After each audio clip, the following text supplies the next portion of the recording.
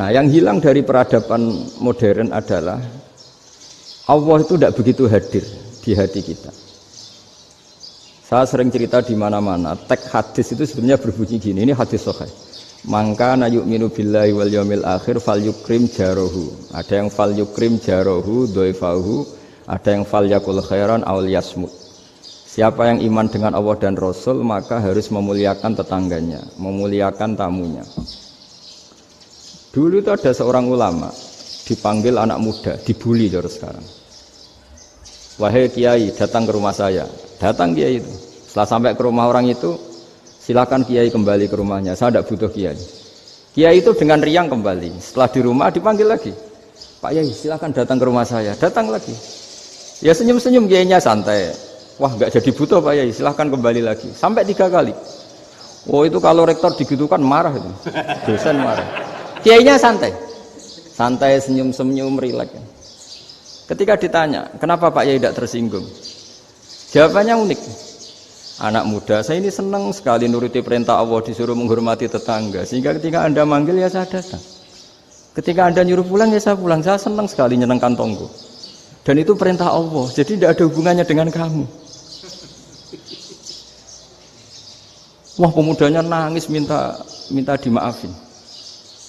Kalau kita kan enggak, kita ini dosen, kiai, mungkin kita doktor, mungkin kita profesor. Tapi kita ini sering didikte oleh orang bodoh. Kalau orang bodoh itu jengkel, lo kita ya jengkel. Lo kamu jengkel, dijengkelkan orang bodoh itu namanya terdikte. Itu bodoh apa pinter? Oh itu tidak pinter sama sekali.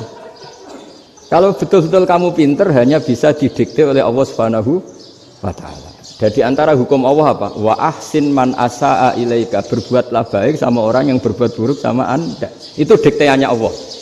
Kalau dikteannya orang-orang bodoh kayak dimangkel ben mangkel, terus kamu mangkel. Itu bodoh apa pinter? Nah, problem kita kekinian adalah wong pinter, wong bodoh itu podo-podo bisa didikte oleh sekelilingnya. Terus karuan wataknya perempuan seperti itu, wataknya anak-anak seperti itu, kita didikte. Anak-anak jengkelin kita mangkel, berarti kita didikte oleh orang bodoh. Makanya agama itu unik, kadang ngendikan wa ahsin man asa'a ilaika, kadang wasil man qata'aka, sambunglah orang yang memutus kamu. Karena dengan demikian kita hanya didikte oleh Allah Subhanahu wa Ta'ala, bukan didikte oleh hukum sosial. Cara Jawane nak ngapiki tangga sing apik akeh tunggale. Berbuat baik sama yang berbuat baik pada kita itu mbok orang fasik ya seperti itu, maling ya seperti itu, sama. Tapi kalau berbuat baik sama orang yang berbuat jelek sama kamu itu baru luar biasa. Dan memang teksnya hadis wa ahsin man asa'a ilaika, berbuat baiklah sama orang berbuat buruk sama kamu. Jadi nggak boleh orang didikte. Makanya ngaji di sini diantaranya saya akan cerita dalam sebuah hadis sahih, dalam hadis hasan yang diriwayatkan Imam Tirmizi, ada kalimat dari Rasulullah SAW. Dawe Nabi, la takunu imma'atan taquluna in ahsanan nasu ahsanna wa in zalamu zalamna walakin watti'u anfusakum in ahsanan nasu an tuhsinu wa in asa'u alla tazlimu. Kamu jangan jadi orang yang mudah diombang-ambingkan oleh orang sekeliling kamu, yaitu kamu mengatakan jika orang baik ke saya akan baik, jika orang buruk ke saya juga akan membalas buruk. Itu namanya Anda didikte.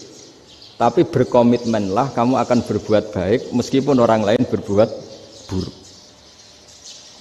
Nah sekarang logika sosialnya begini. Kalau di Indonesia itu ada 1000 kiai, ada 1000 profesor yang ingin membenahi Indonesia. Rata-rata orang awam itu semau gue. Terus mereka mendikte kita. Perilakunya enggak simpatik, perilakunya jengkelin. Terus 1000 profesor ini ikut jengkel. Itu kira-kira jadi solusi apa goblok bareng? Sama 1000 kiai ini ikut jengkel, ini jadi solusi apa goblok bareng? Goblok bareng. Nah problem sekarang kita ini biasa didikte orang bodoh. Nah makanya ciri khas orang muslim itu kata Nabi mangkana yu'minu billahi wal yaumil akhir. Jadi baik tetangga karena perintahnya Allah dan Rasul. Pentingnya apa? Bedanya karena berbuat baik ini perintahnya Allah, mbok tangga apik lah kita tetap apik karena perintahnya Allah dan Rasul. Begitu juga dengan hubungan dengan istri, dengan anak.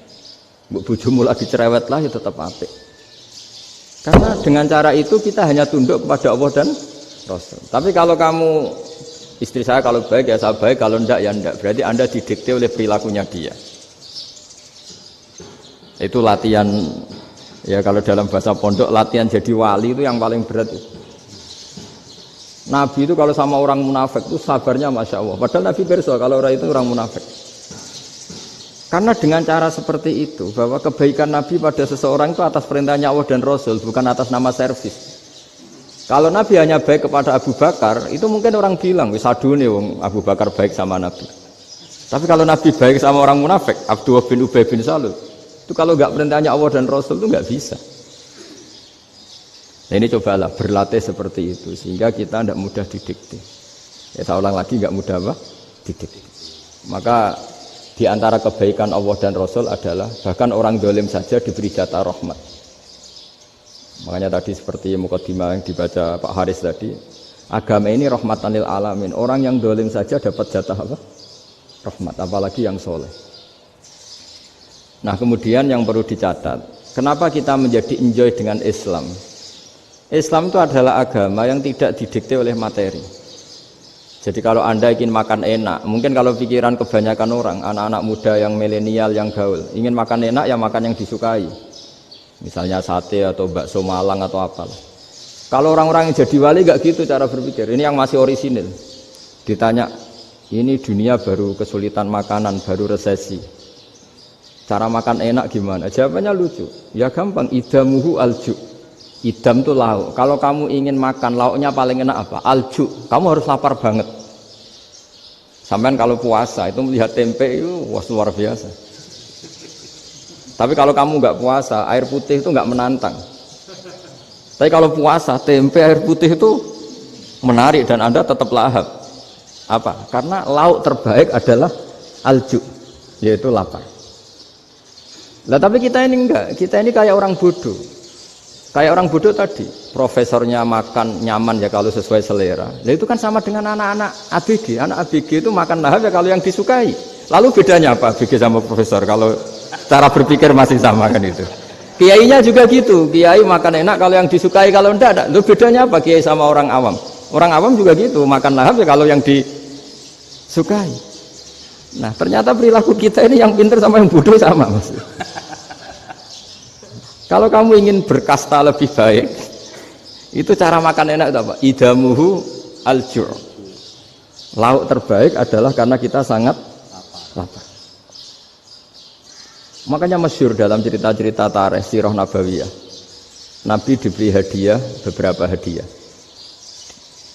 Di antaranya ada yang diterima, ada yang enggak. Termasuk yang dikembalikan itu dokter. Ada seorang raja memberi hadiah Nabi dokter Tobit.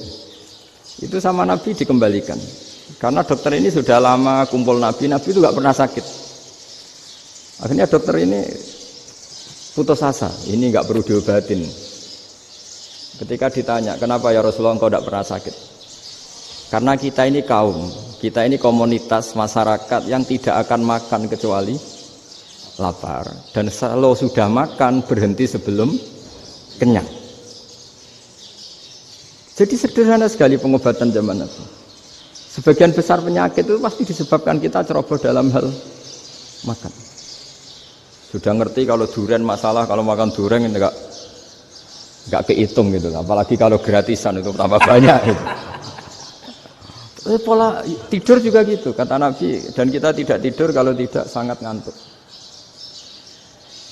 Nah, itu namanya orang-orang soleh yang sudah ada didikte materi.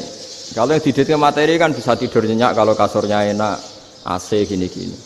Sebenarnya enggak, tidur enak itu ya kalau sangat ngantuk.